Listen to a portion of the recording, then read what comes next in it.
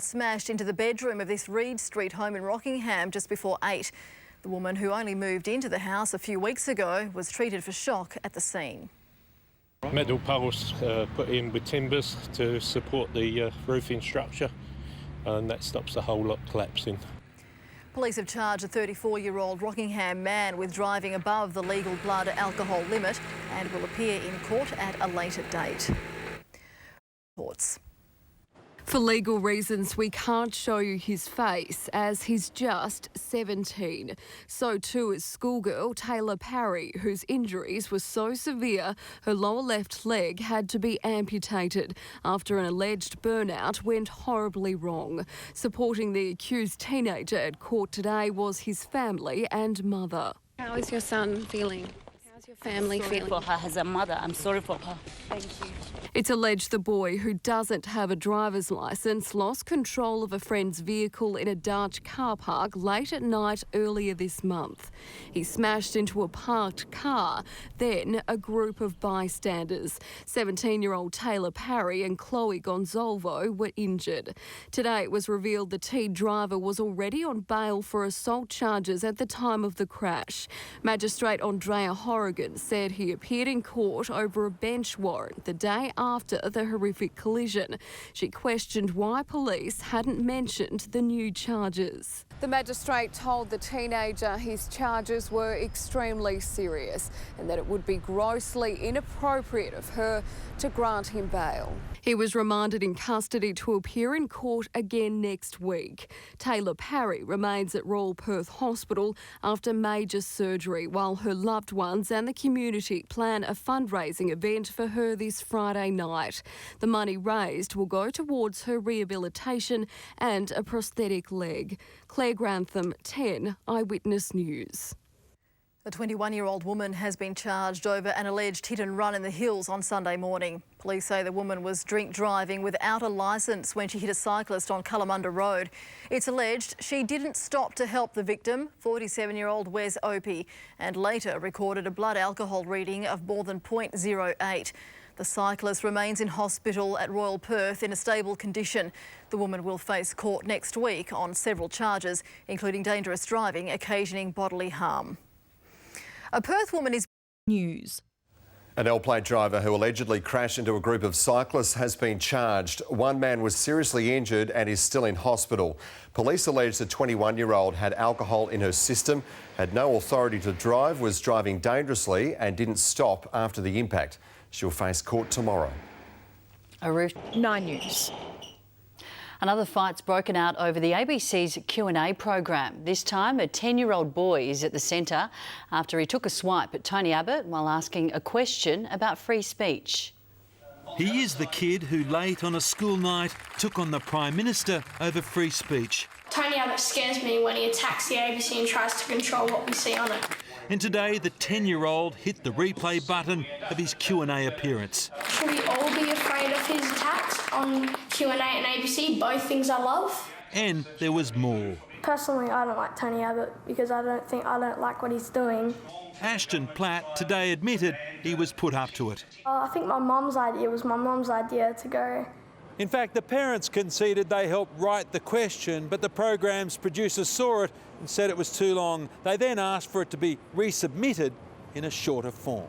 So why did you decide that Ashton should ask the question rather than yourself? Because I think it's important for your children to be involved in understanding the media and media literacy. The ABC was widely criticised for allowing terrorist sympathiser Zaki Mali to appear on the show last month. Now they've dragged a 10-year-old into the drama. Look, this show belongs in reality TV. It should be there with all the other, adventure programs, because every week they try another stunt. The Prime Minister banned his ministers from appearing on the show. It might also extend to watching it. I have to confess I didn't watch Q&A last night and I wasn't aware of that contribution. Damien Ryan, 9 News. The scene of... Emmy. Thanks for the update, Ben. Emergency services are pleading with drivers to slow down in our southern suburbs after another hoon crash in Rockingham. Police allege the driver of the V8 had been drinking when he ploughed into a house with the pregnant woman inside. This is what happened when a high-powered hoon lost control. A Rockingham house so badly damaged, firefighters worried it would collapse. There was screams and all the rest of it coming outside of the house, and yeah, there was kids inside, so the mother would come out with the kids. The mother is pregnant. She left her home last night and didn't come back. It's the third Hoon crash in Rockingham in just 10 days. Emergency crews fed up with the dangerous driving. Definitely hoon driving is increasing. All we're asking is drivers to be more careful and please don't drink and drive. And neighbours aren't surprised. People do not take care. They drive too fast and it's an accident really waiting to happen, and obviously it has. There's a lot of hoon drivers that do go on that road, so it probably wasn't a surprise that there was the crash that did happen. Sarah Polanski, 9 News. Press. A Hoon driver's been caught drinking and driving at double the speed limit, clocked at 200 kilometres an hour in the southern suburbs. It was part of a busy night for police that included nabbing a speeding L-plate driver determined to outrun them. 10 o'clock last night in Bankshire Grove, a learner driver in a high-speed pursuit. Police Air Wing called in after officers on the ground lost the car twice through the northern suburbs. The 19-year-old behind the wheel and his passenger dumped the stolen Nissan X-Trail on Shirley Bend in Carramar. They walk away, both caught by the dog squad a short time later, arrested and charged. Just one incident in a busy 24 hours for WA Police. This Mitsubishi Magna was clocked travelling 103 kilometres over the limit on Tonkin Highway. Snapped by a speed camera in Champion Lakes, the driver pulled over in Forestdale. Police allege the 28-year-old driver of this car was pulled over and failed a breath test. He's been charged with several reckless and drink driving offences. In the south, another high-speed chase took police through 8 suburbs. A 17-year-old without a licence behind the wheel, eventually arrested hiding on Duns Way, Port Kennedy. 3 people aged 17, 19 and 25 are also behind bars after yet another chase and an alleged crime spree in St James yesterday morning. It's alleged the driver tried to swap seats with a passenger during the chase. Police say while it may seem like a busy night, hoon behaviour on our roads is all too common. Mia Brankov, 9 News. At 9 News. A confronting road rage incident has been caught on camera in our northern suburbs. It happened in Dianella. The victim, a mum with her child in the car. Hey, look at me, that's illegal. Come on, get out the car, you. Later in the news, we investigate what's really happening on Perth roads, the disturbing trend that could be fuelling the anger and has police very worried.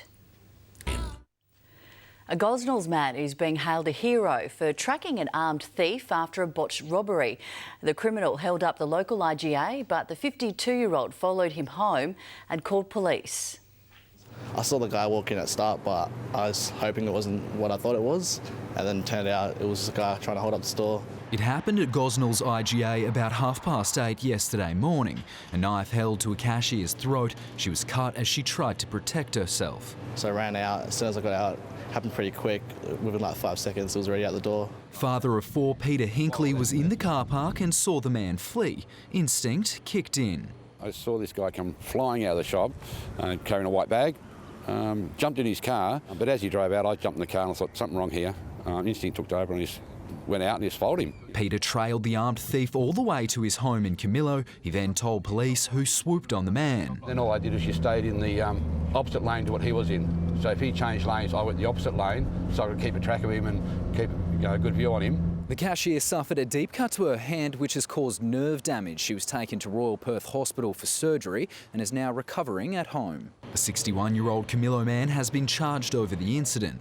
Nathan Brooks, 9 News. Thanks, Tomo. A confronting road rage incident has been caught on camera in our northern suburbs. This time, a mum with a child in the car is abused and threatened. Police say incidents like it are common across Perth, and there's a disturbing reason so many drivers lose their temper behind the wheel. Have I got something? Dianella just after school pickup on a Friday afternoon. I can't wind down my window. Don't.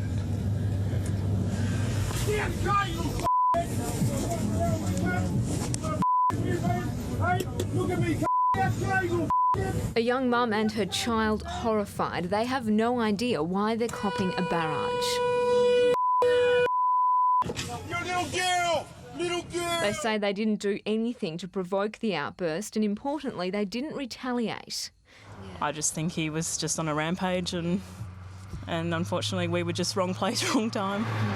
This is just a snapshot of what's going on out there on our roads. It's pretty disturbing. It's a pretty horrible thing for a child to go through as well. So bad enough when it happens to an adult, let alone a child.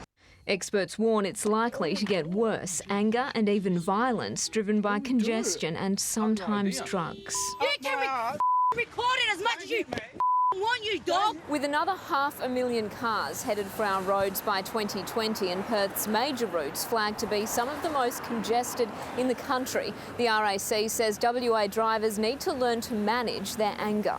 Stay calm. If you can move away, make sure you can move away safely and don't engage and take down details and take it to the police. Police don't know what caused this outburst, but operations to curb this sort of behaviour are in full swing. One strategy, extra roadside testing for drug use. What we've seen is a dramatic increase in methamphetamines. Almost 1 in 10 drivers tested have ice in their systems. Even police admit they're staggered at who is testing positive and when. It's 24 hours. It's any time of day we'll detect people with drugs. Mothers with children in their cars who you would otherwise not suspect of, it raises grave concerns for us. But it's a broader community issue as well, and one that certainly families would want to be very vigilant for. You just don't know what these people are capable of.